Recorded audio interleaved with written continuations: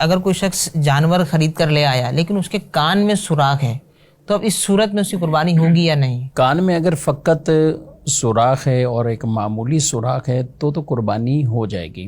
بہتر تو یہ ہے کہ جانور چھوٹے سے چھوٹے عیب سے بھی پاک ہو، اس کو ذبح کیا جائے، لیکن عام طور پر معمولی عیب وہ کسی نہ کسی وجہ سے جانور میں پائے ہی جاتے ہیں، تو اگر فقط کوئی سوراخ ہے اور معمولی سا سوراخ ہے تو قربانی ہو جائے گی۔ اس کا اصول یہ ہے کہ اگر کسی جانور کا کان یہ 1/3 سے زائد، 1/3 سے زائد کٹا ہوا ہو تو پھر اس کی قربانی نہیں ہوگی۔